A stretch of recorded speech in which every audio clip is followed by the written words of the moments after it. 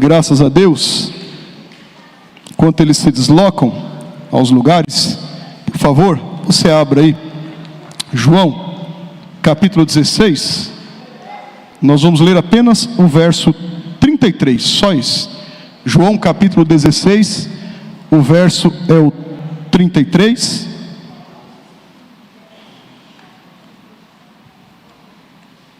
Vamos ler a palavra do Senhor e vamos tratar um tema precioso, né? De relevância, importante. Esse mês aqui nós estamos tratando no Conexão, com base no Setembro Amarelo. É claro que toda a solidificação está na Bíblia Sagrada, do que é aqui falado, do que é aqui tratado. Semana passada nós tivemos um culto abençoado aqui, ou não? Sim ou não? Quem estava aqui semana passada? Faz assim com a mão. Olha aí, ó. Tinha bastante gente aí. Ouvimos uma boa palavra da parte de Deus, um grito de socorro. Na verdade, pastor Michael contando aqui o relato, testemunho pessoal dele, na verdade, também nos trouxe edificação ao coração. Hoje, meus irmãos, nós vamos caminhar por aqui. João, Evangelho de Jesus segundo escreveu João, capítulo 16, verso 33. Eu vou ler na versão revista e atualizada, que diz assim: estas coisas vos tenho dito, para que tenhais paz em mim. No mundo passais por aflições, mas tende bom ânimo, eu venci o mundo. Amém? Queridos irmãos, nós, com a tratativa do tema que foi proposto aqui, luz na escuridão, enfrentando a depressão na juventude, com fé e com esperança, nós teríamos diversas opções de texto que nós poderíamos utilizar. Eu busquei trazer a solidificação desta base, desse texto, especificamente para que nós pudéssemos conversar um pouco acerca do que acontece, que muitas pessoas às vezes não tratam o assunto, ou até têm negligenciado por entender de forma diferente, mas que ele é real, ele existe, não é algo que está somente na casa do vizinho. Às vezes acontece dentro da nossa própria casa, e muitas vezes nós não sabemos como tratar, não sabemos como agir. E a ideia da nossa conversa aqui nessa noite é dar uma palavra de ânimo, uma palavra de conforto, uma palavra de consolação, uma palavra de direcionamento em Cristo Jesus, do que é que nós podemos seguir com base nisso que estamos tratando. Esse assunto, amplamente discutido em alguns antros por aí afora, por conta da envergadura dele. Assunto este aqui que muitas vezes, muitas pessoas, como disse, têm evitado, têm negligenciado, por muitas vezes não tem sido falado em redutos religiosos, e nós louvamos a Deus, inclusive, porque nós estamos falando isso aqui na Igreja da Penha, um lugar que nós podemos aprender a palavra de Deus, aprender a instrução de Deus e, acima de tudo, praticá-la. Alguns, por vezes, quando analisam o cenário da depressão em si, sem muita ideia do que é a respeito disso, das coisas que cercam a depressão, não é? Das arestas, acabam pensando equivocadamente que não passa de vitimismo. Certamente você já deve ter alguém ouvido, visto alguém falar isso. É vitimismo, é Nutella. Já ouviu esse termo? Estamos falando principalmente para a juventude. É um mimimi. Não é assim que a turma fala por aí fora? Na verdade não, é um pensamento equivocado. Veja que não passa, alguns dizem que de autopiedade, está sendo muito autopiedoso. Há quem pense inclusive que a depressão não passa de um mito. Existem inclusive estudiosos da causa da depressão, que estes inclusive não acreditam que ela de fato é como é. Nós vamos retratar isso daqui já já. Alguns estudiosos da causa da depressão, até deixando um pouco de lado o que ela é e o que ela simboliza, automaticamente e abertamente dizem: não, isso é um mito, isso não é como é relatado, não é como é visto ou vendido numa mídia ou falado em alguns lugares. Não, eles dizem que isso é um mito. O fato é que, por mais que existam equívocos nesse pensamento, é claro, quanto à análise desse tema aqui, o panorama é extremamente sério. O panorama disso aqui muitas vezes é o contrário do que se pensa popularmente. A depressão, ela é considerada pela OMS, Organização Mundial da Saúde, o mal do século. É exatamente isso, o mal do século, do presente século. Certamente nós temos entre nós aqui vários psicólogos. Um eu conheço, está ali, tá certo? Nós temos vários outros psicólogos. No sentido patológico do que a OMS diz para nós, é a presença de tristeza, uma tristeza profunda, um pessimismo desvairado, baixa autoestima, que aparece com frequência, e isso tudo que eu citei pode se combinar, inclusive, pode ser um fator combinado. Imagine tudo isso na vida de uma pessoa. E aí, claro, eu estou falando de uma forma geral, nós vamos afunilar isso para jovens, para adolescentes. A depressão provoca ainda a ausência de prazer das coisas que antes faziam bem, ao ar livre, exercícios, atividades. Isso tem sido deixado de lado quando se dá base ao sentido da depressão. Até mesmo grandes oscilações de humor, a gente verifica em algumas pessoas, acontecem isso, oscilações de humor, pensamentos que ocorrem aqui, que podem culminar, e às vezes até culminam, não só em comportamentos, mas em atos suicidas. Acontece. É algo que ninguém gosta muito de falar, é verdade, mas é um fato que acontece. Para que nós possamos ter um melhor entendimento, uma melhor compreensão, em especial no que se diz respeito à juventude, veja isso.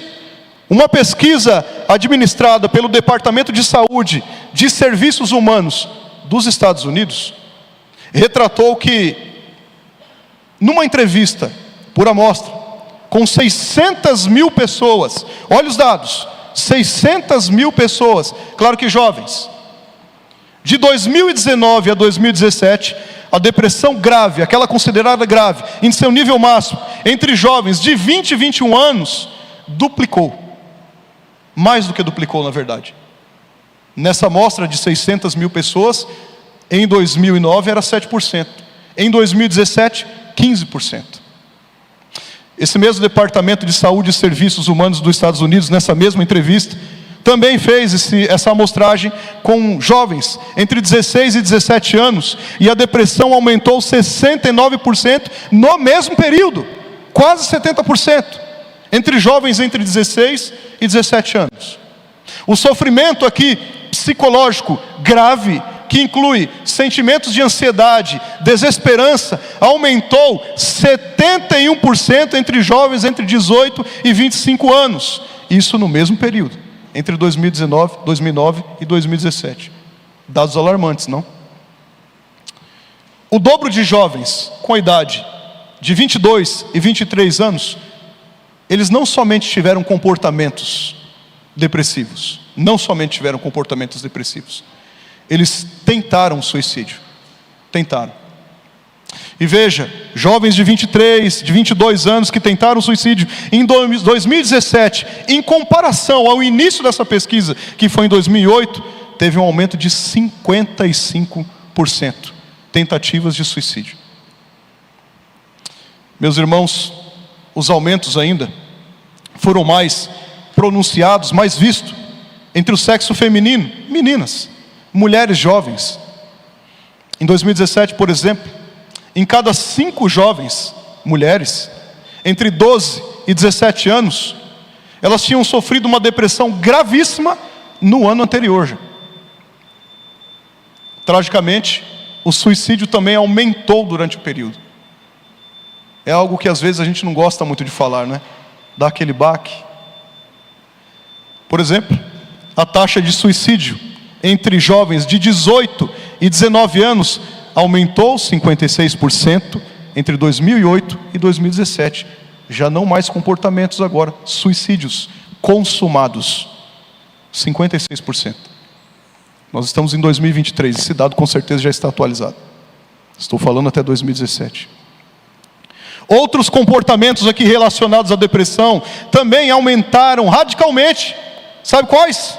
Relacionados à depressão? Internações em serviços de emergência por mutilações, a automutilação. Cresceram drasticamente, dispararam, subiu a níveis imensuráveis. Aí você fala, mas isso é lá nos Estados Unidos. Isso é uma cultura que tem lá, alguma coisa que acontece lá. No Brasil, a depressão de jovens, incluindo jovens cristãos, vem aumentando. Pesquisa do Datafolha Jovem do ano passado, 2022, revela que 51% dos brasileiros, os jovens, não se consideram saudáveis emocionalmente e mentalmente falando. É um diagnóstico deles, eles não se consideram. Mas veja, pensamentos negativos, dificuldade na concentração. Porém, e aqui é o ponto, a depressão entre esses jovens brasileiros teve um nível alarmante de subida de 17%. Você imagina a nossa nação, quantos jovens tem na nossa nação, e dentre todos esses, um aumento de 17% no nível de depressão grave. Não é moderada, depressão grave. Pensamento suicida? Pensamento, 13% nos jovens brasileiros. 2022 o dado. Até mesmo essa automutilação que eu falei a vocês, níveis alarmantes nos Estados Unidos, também cresceu entre adolescentes e entre jovens brasileiros. 6% deles, 6%. São números alarmantes. São números extremamente radicais. Mas meus irmãos, minhas irmãs, o que nós temos notado ultimamente, nestes cenários que eu citei, e em muitos outros, é que muitos dos nossos jovens, muitos dos nossos adolescentes, e aí claro, por que não dizer, não é? Grande parte das pessoas em sua gama, não somente jovens e adolescentes, estão mergulhadas em uma desesperança profunda. Nós notamos aqui que muitos estão num terreno movediço daquilo que nós conhecemos como desilusão, sem a expectativa alguma de sair dele. Quando a gente vai começando a conversar com alguns deles, seja num gabinete pastoral, seja numa conversa de corredor, seja no momento ali de umas redes sociais, nós vemos isso nos jovens, nos adolescentes, nesses que têm essa tendência, que estão vivenciando isso, estão num terreno movediço, da desilusão, não conseguem sair, não têm esperança de sair. Nós notamos ainda que muitos estão aprisionados em questões, sejam elas questões sociais, sejam elas questões psicológicas, questões históricas, no qual não apresentam a alma, a paz e o refrigério necessário.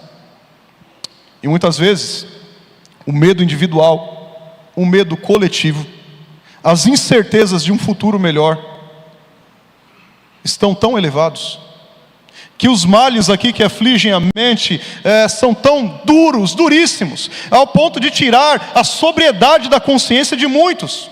Um clima pesado, um clima tenso que se aloja, que se hospeda aparentemente, sem data para check-out, sem data para ir embora. Angústias pesadíssimas têm tomado conta de corações, têm tomado. Talvez estas e outras tantas questões, não é, que poderiam ser citadas, essas questões têm turvado, têm ofuscado o olhar, o foco, e claro que com isso a direção que muitos tomam estão categoricamente no sentido oposto do que se deve tomar. Claro, veja, o nosso coração enganoso, entorpecido, não é, pelas situações do cotidiano, às vezes aqui nos condiciona, meus irmãos, ao pensamento de que nós estamos sozinhos. Muitos deles pensam isso, que nós estamos sozinhos, de que não deve ter mais esperança. Alguns deles falam, não, para mim não. Tem alguns que falam isso, de que, mais radicalmente falando, alguns pensam e dizem que Jesus os esqueceu, de que Jesus os abandonou, como eu ouvi há 2 semanas atrás, de um jovem. Meus irmãos, eu li aqui o verso 33, nós estamos diante de um capítulo, onde é tratado a continuação do discurso que fora iniciado na segunda parte do capítulo anterior. Eu li no capítulo 16, segunda parte do capítulo anterior, capítulo 15. Aqui nesse capítulo 16, Jesus, ele retoma um assunto que muitas pessoas não gostariam de ouvir, e não o gostam, claro. A partida dele, a ida dele, a despedida dele, é um discurso de despedida. Ele está caminhando para a Via Crucis. Ele daqui a um pouquinho, depois do capítulo 16, iria ser crucificado, iria sofrer todas as mazelas do pecado, sobre ele, no madeiro. Mas Jesus fala de um assunto também, que talvez afugentaria muitas pessoas, inclusive no nosso tempo presente. Além das perseguições, ele também fala das aflições. Ele fala isso, da qual nós seríamos submetidos. E veja, apesar disso, ainda no capítulo 15, no contexto do capítulo 16, estou só situando vocês do que eu estou falando, Jesus conforta também os discípulos dele, assegurando que enviaria o Espírito da verdade para consolá-los. Se você ler com calma depois no capítulo 15, o verso 26 e o 27, ele está falando exatamente isso. Quando viesse, porém, o Consolador, que veio da parte do Pai, o Espírito da verdade, que dele procede, dará testemunho dele. E nós, vós, no caso, testemunharíamos, porque o Espírito está com ele desde o princípio. Voltando ao capítulo 16, já no finalzinho do discurso de Jesus, enfim, ele acrescenta que é necessário ele partir para que o Espírito Santo venha. Isso claramente aqui indica para nós a continuação da obra de Cristo no mundo, que será realizada inclusive a partir daí. E aqui então Jesus acalenta e reconforta os corações de uma forma extraordinária e de uma forma sublime. É o texto onde nós lemos: estas coisas vos tenho dito, para que tenhais paz em mim. No mundo passais por aflições, mas tende bom ânimo, eu venci o mundo. O discurso de Jesus aqui, ele tem como um tema a exposição daquilo que é o segredo de paz, do seu próprio apoio adequado às pessoas, em meio a uma força esmagadora e a hostilidade das pressões que são vivenciadas no mundo. É o que Jesus está tratando. Sobre isso aqui, meus irmãos, nós falaremos, e eu quero tratar com vocês de uma forma bem breve, é claro, objetiva. Primeiro, uma constatação a respeito disso. Segundo, uma instrução também a respeito disso. Terceiro, uma razão. A razão para nós vivermos, a razão para nós existirmos, a razão que nos ajudará a enfrentar com fé e esperança as dificuldades e as pressões que muitos têm vivenciado nesse presente século. Nós vamos começar por aqui. Em primeiro lugar, diante das tormentas, das aflições, das dificuldades da vida, Jesus nos apresenta uma constatação. Ele fala para nós algo que é inevitável. Ele nos mostra que é constatado que nós passaríamos por aflições. Não é um talvez, nós passaremos por aflições. Na parte B do verso que lemos, no mundo passais por aflições. Tem outras versões que diz, no mundo tereis aflições. Não é algo desconexo com o reino, mas de forma nenhuma. Ele traz essa constatação. O fato é que nós tivemos, nós temos e nós teremos aflições. Nós tivemos, temos e teremos tribulações, angústias, pressões imensuráveis, dilemas da vida, nós teremos. Absolutamente aqui nenhum de nós está isento de nada disso. Doenças, problemas econômicos que contribuem para esses aspectos também, não é? Sociais, políticos, familiares, perseguições de forma geral, desaguam muitas vezes em um quadro depressivo. Estão e serão presentes nas nossas vidas. Isso é um fato. Jesus já alertara quanto a isso. É uma afirmação. Não é se talvez a gente passe por isso. Nós passaremos. As mais variadas aflições enfrentadas aqui são recorrentes nos discursos de Jesus. Se nós lermos João 15, o 16, o capítulo 16, nós vamos ver que Jesus está elencando várias angústias, vários cenários que as pessoas passariam, os discípulos deles em especial. E ele fala, no mundo passais por aflições. Ele não está enganando ninguém com o evangelho açucarado. Ele está dizendo que nós passaríamos por aflições. Nós podemos tomar isso por certo. Você quer uma certeza? Você vai passar por aflição. É uma certeza isso. E alguém pode estar pensando, mas nossa, É uma palavra que talvez seria para me animar, e agora eu estou ouvindo que eu vou passar por aflições. O aspecto aqui mais marcante, meus irmãos, disso daqui, da única e da verdadeira fé, é que essa tristeza se mistura com um êxtase interior, claro, movido pela palavra de Deus, e isso é transformado em paz nos nossos corações, quando nós conhecemos a verdadeira fé.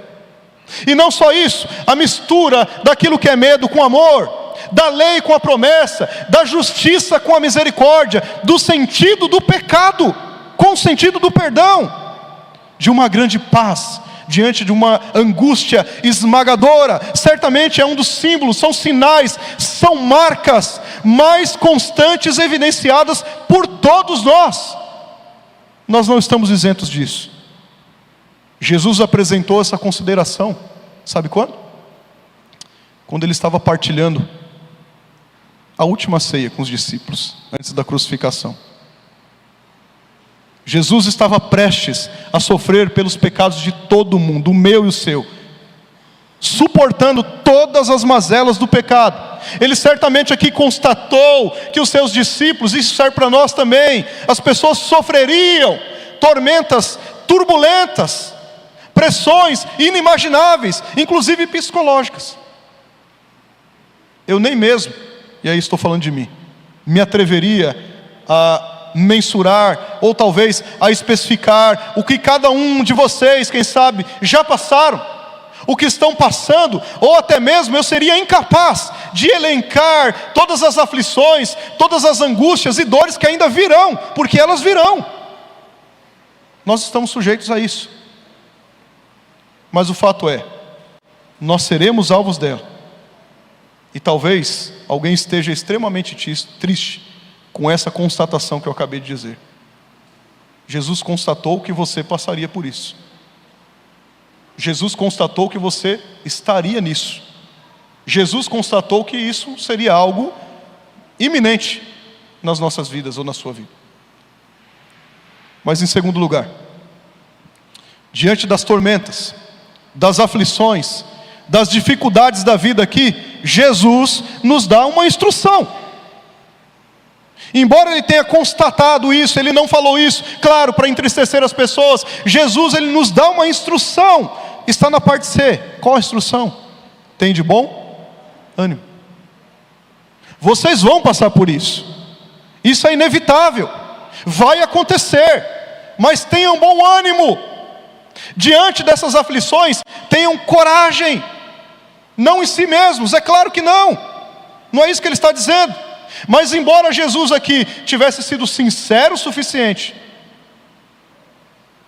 para reforçar, ratificar os problemas que nós enfrentaríamos, é claro, ele não falou isso para deixar a gente mais depressivo, mais triste. Talvez eles pudessem aqui estar desesperançosos, abatidos, tristes, esmorecidos com a constatação dada por Cristo, e também pelo fato de focalizarem que Jesus não estaria mais com eles, pelo menos não da forma costumeira, fisicamente falando, andando, caminhando com eles em seu ministério terreno.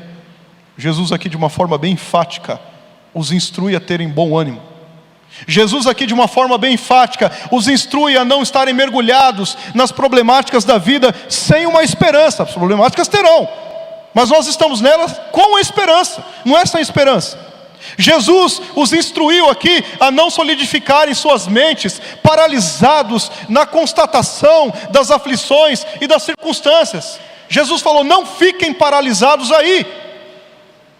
Jesus aqui estava categoricamente os instruindo a se encherem de coragem, os tranquilizando, dizendo inclusive que enviaria outro Consolador da mesma espécie, divina, o Espírito Santo, que é o ajudador.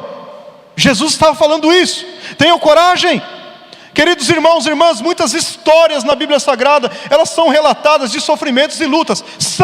Ouvimos uma inclusive na semana passada, pastor Michael pregando aqui com base em Elias. Mas temos muitas outras histórias de milagres. Nós temos muitas outras histórias de livramento. Nós temos muitas outras histórias de esperança. A instrução que Cristo nos dá é: tenha coragem, tenha confiança, tenha bom ânimo. em todos os momentos, em principal momento, as aflições, as pressões sufocantes, as angústias devastadoras. Quando vem isso na nossa vida, ou na vida de quem nós conhecemos, nós devemos nos lembrar que nós fomos amados primeiro pelo Senhor. Que o Senhor aqui, Ele é gracioso e deu seu único Filho em favor. Ele tem interesse sim pelas nossas vidas. Que a nossa força aqui não está em nós mesmos, mas sim vem do Senhor. Que nenhuma dessas e de outras tantas aflições, desses dados alarmantes que eu citei aqui para vocês, podem nos separar do amor de Deus que está em Cristo Jesus, absolutamente.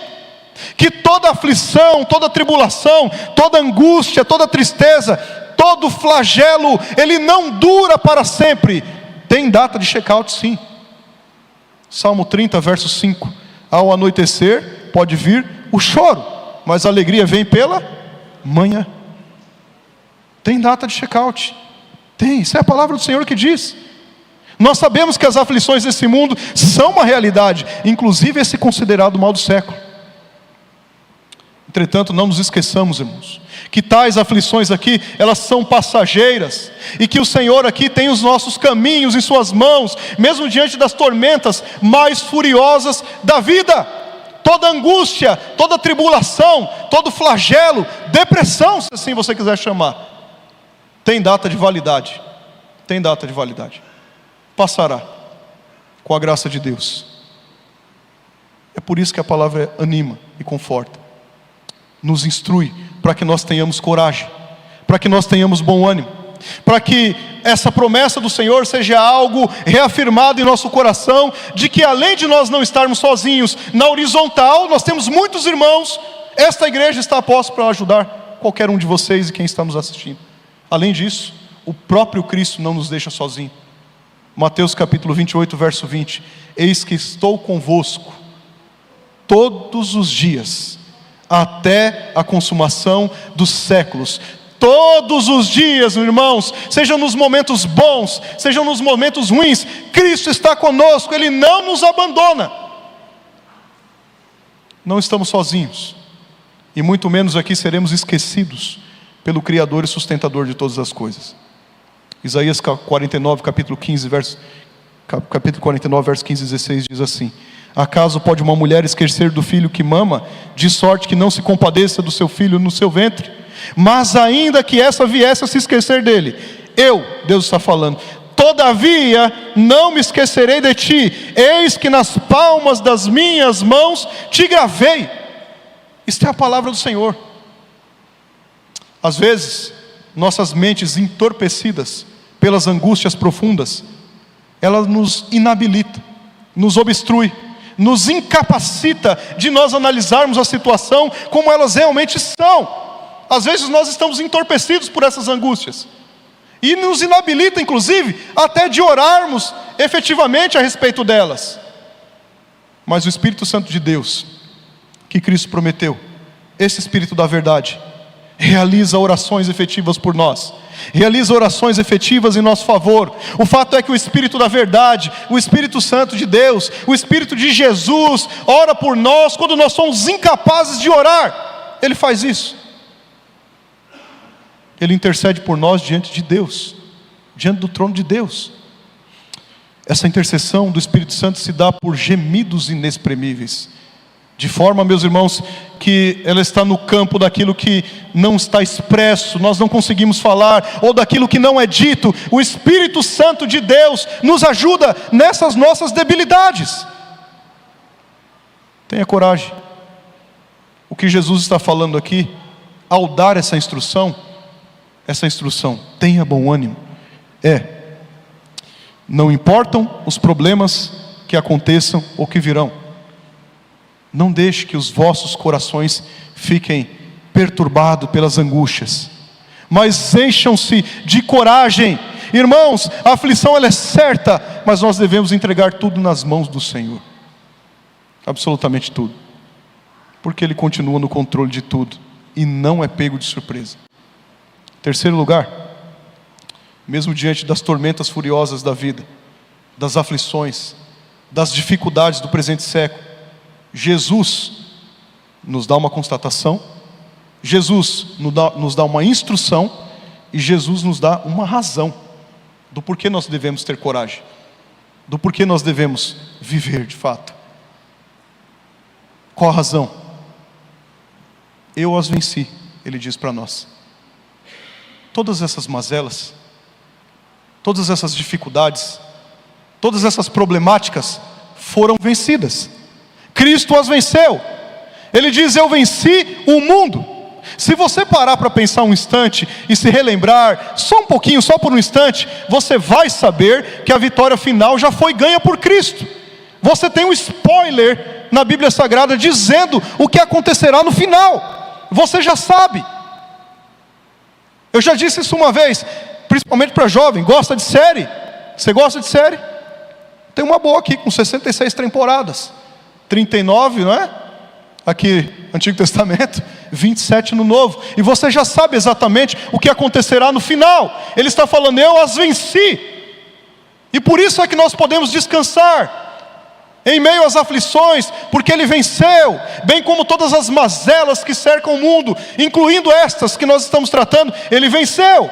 O que é mais aqui glorioso em sabermos isso, queridos irmãos, é que sobre essa verdade é o tempo verbal que Jesus usou. Você notou isso? Qual é o tempo verbal que Ele usou? Eu venci o mundo. Percebe? Ele já as venceu. A vitória aqui é uma realidade objetiva e torna válida a dádiva interior que Cristo nos dá em paz. Veja, meus irmãos, quando Ele fala eu venci o mundo, Ele ainda não tinha sido crucificado, e Ele já estava dizendo: eu venci o mundo. Um pouquinho depois Ele seria crucificado. Todas essas dificuldades que nós enfrentamos, claro, tudo isso oriundo do pecado original, Adão e Eva, claro.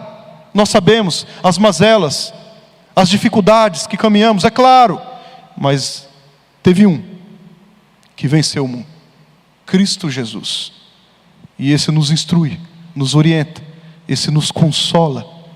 Ele já havia aqui resistido, irmãos, toda a tentação. Estava aqui totalmente pronto para, de braços abertos, verter o sangue na cruz do Calvário por nós. Veja, os eventos aqui que levariam Jesus Cristo à cruz, ao túmulo e depois para fora do túmulo, já estavam decretados desde antes da eternidade.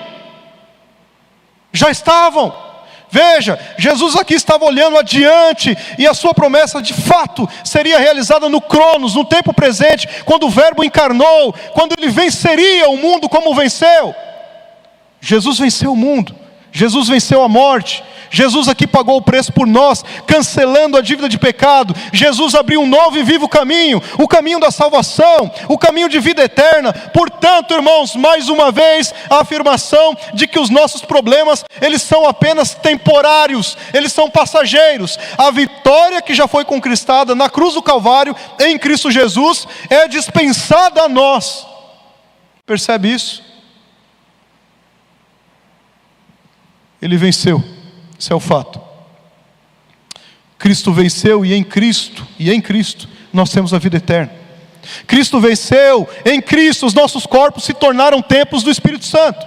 Cristo venceu, e em Cristo nós somos redimidos da maldição da lei, embora nós passemos por aflições. Em Cristo nós fomos selados pelo Espírito Santo de Deus. Em Cristo aqui nós fomos perdoados, lavados pelo sangue do Cordeiro. Em Cristo nós fomos aqui tornados filhos de Deus.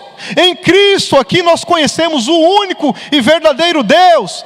Em Cristo nós temos paz com Deus. Em Cristo, meus irmãos, nós estamos vivos espiritualmente. Em Cristo Jesus nós podemos nos aproximar de Deus com liberdade e confiança, certos que aquele que começou a boa obra há de contemplar a vida de cada um de nós e completar ela. Por que é que nós pensaríamos diferente disso? Por que a desesperança? Por que o caminho tortuoso? Se há algum ofuscamento na visão, se há algum direcionamento contrário, hoje a palavra do Senhor está dizendo: há esperança. Ele venceu o mundo.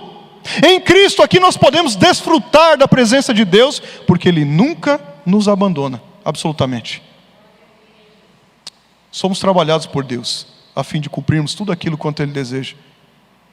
Todas as coisas cooperam para o bem daqueles que amam a Deus. Em Cristo e por Cristo, nós recebemos grandiosas promessas que nunca hão de falhar. Você sabe por quê? Porque Ele venceu o mundo. Nós comeremos da árvore da vida, nos assentaremos com Cristo eternamente, receberemos plena herança de filhos de Deus, veremos o fim, meus irmãos, de toda opressão, de toda lágrima, ela será limpa dos nossos olhos. São por essas razões que nós devemos ter a esperança em paz, em alegria, em regozijo. São por essas razões que nós devemos ter coragem, nós devemos ter bom ânimo. São por essas razões, porque Ele vive, como nós sempre cantamos aqui, nós podemos crer no amanhã, não está perdido, tem um futuro com Cristo. Cristo nos dá essa esperança, nos dá essa razão de existência. A existência da razão não está em nós mesmos, mas em Cristo. A existência da razão não está na força do nosso braço, do nosso intelecto, mas sim em Cristo, na sua palavra. Jesus está dizendo para nós hoje, irmãos, por meio da palavra dele: olha, todas essas coisas citadas até aqui, eu vos tenho dito. Para quê? Para que nele tenhamos paz. Para que em mim tenhais paz. O Senhor não prometeu, irmãos, que o nosso coração estaria isento de aflições, mas de forma nenhuma. Isso é uma teologia, uma ideia totalmente difusa da palavra do Senhor, que tem sido pregada por aí afora. O pastor Cássio bem explanou uma delas aqui no domingo de manhã. Não, esse acalento, não. Nós nos compadecemos sim com a dor do próximo, claro. Mas o que transforma, o que muda o coração é o Evangelho. Não é autoajuda, é ajuda do alto, é o contrário. Não é? Nós não estamos isentos de aflições. Ele nunca disse que nós não teríamos tribulações, ao contrário, seriam presentes na nossa vida. Sua garantia é que nós nunca teríamos dissabores? Não, a Bíblia nunca disse isso. Todas essas coisas nos atingem. O diferencial é que nós temos um porto a nos ancorarmos, Cristo Jesus. Nós temos uma rocha aonde solidificar a nossa casa, Cristo Jesus. Nós temos um em que nós podemos inteiramente deitar nos braços dele, descansar e pedir a Ele que nos ajude, que mude a situação, que reverta o quadro. Ele sofreu também como cada um de nós, Ele entende exatamente o que nós passamos. Cristo Jesus, as tormentas elas vêm furiosas sim, contra a nossa vida. Só que Cristo garante a vitória final sobre toda dor. Ele enxugará toda lágrima. Um dia não haverá mais morte, não vai ter mais suicídio, não vai existir mais isso. Não haverá mais luto, não vai ter ninguém chorando pelo suicídio. Não vai ter absolutamente nenhum pranto, não vai ter dor, não vai ter automutilação, não vai ter nada disso. Nós estaremos com Cristo em plenitude de alegria. É um momento para o restante de toda uma eternidade. O adolescente, que talvez esteja escutando isso, o jovem, e aqui, mesclado, variado no templo, por que não dizer, todas as pessoas que nos acompanham aqui, seja aqui no templo, seja nas redes sociais, por que não dizer, descanse no Senhor, e reafirme no seu coração o que disse o apóstolo Paulo, no tocante ao desígnio das aflições. Olha o que disse Paulo, 2 Coríntios capítulo 4, versos 16 a 18, eu vou terminando. Por isso, não desanimamos. Pelo contrário, mesmo que o nosso homem exterior se corrompa, contudo, o nosso homem interior se renova de dia em dia. Veja bem isso agora, veja bem isso. Estão comigo?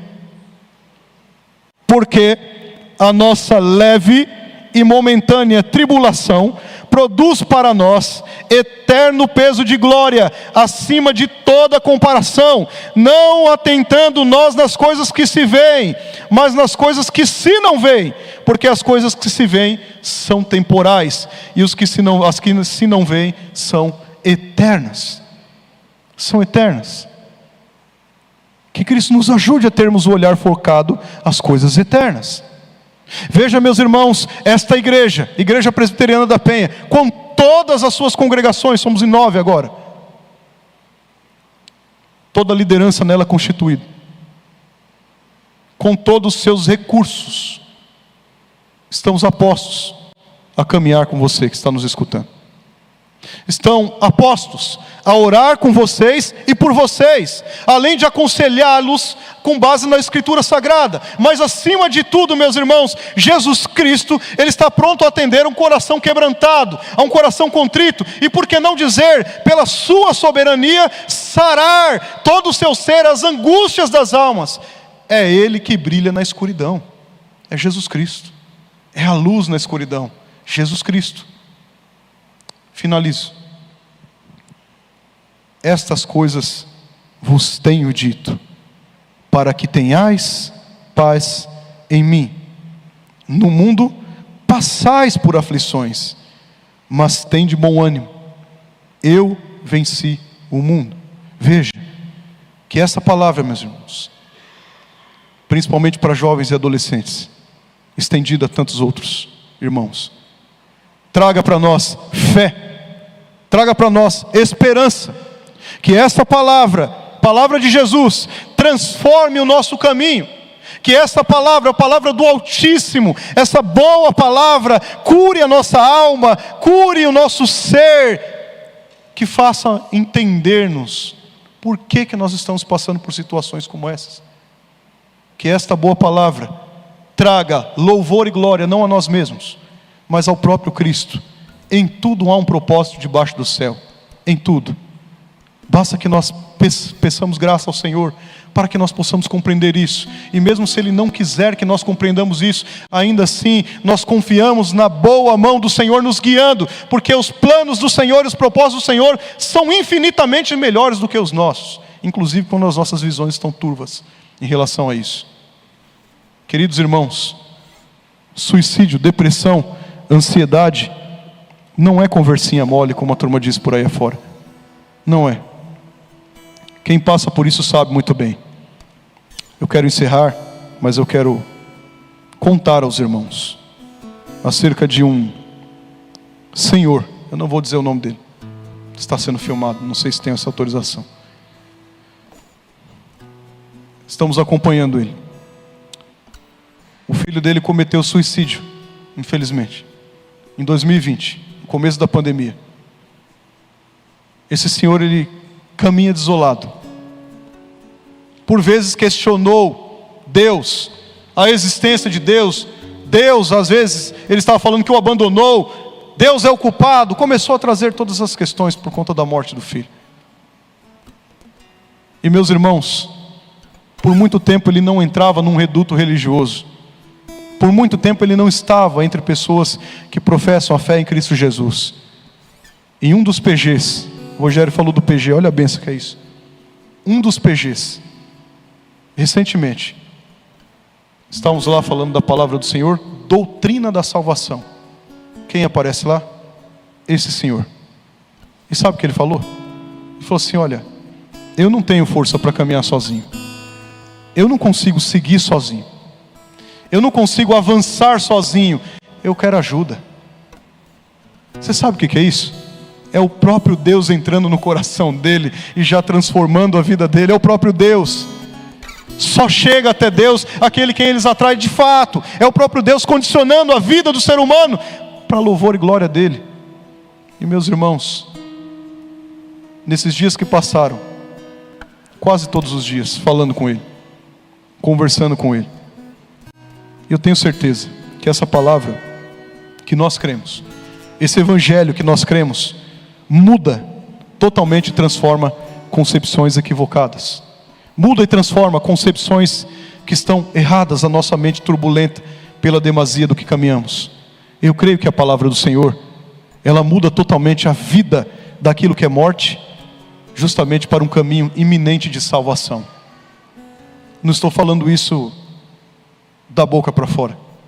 Estou falando isso porque verdadeiramente eu creio no Evangelho de Cristo Jesus. O Evangelho que transforma e muda. O Evangelho que categoriza as nossas vidas para o louvor e glória do Senhor. Cremos nisso, irmãos? Vamos orar, sentado mesmo, curva sua cabeça. Deus querido, Deus precioso, mais uma vez, Senhor, a Tua palavra foi pregada, Pai. Ó Deus, De mim mesmo, certamente, não há convicção nenhuma, Senhor, de que eu possa mudar a vida de alguém. Mas nós cremos no Teu Evangelho, Senhor Jesus Cristo. Nós cremos na Tua Palavra. Evangelho que muda, Evangelho que transforma, Evangelho, Senhor, que tira todo sentido, Senhor, contrário da vida que Tu nos deste, Senhor. Ó Deus, quantas pessoas talvez estejam ouvindo essa palavra e quantas ainda ouvirão, ó Pai, que estão em situações debilitosas, pensando num suicídio, depressivos, em grau alto, Senhor, ansiosos, ó Pai, que estão caminhando, Senhor, ó Deus, sem esperança alguma. Pai querido, traz esperança a esses corações.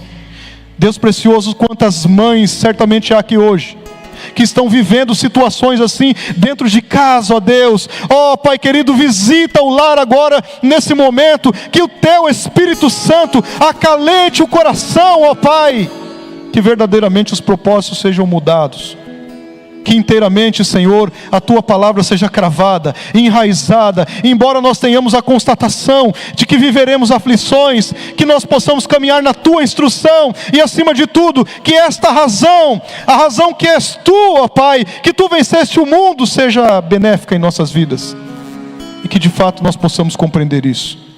Senhor querido, verdadeiramente, Senhor, que nós compreendamos os Teus propósitos, os Teus planos, se assim Tu o quiseres.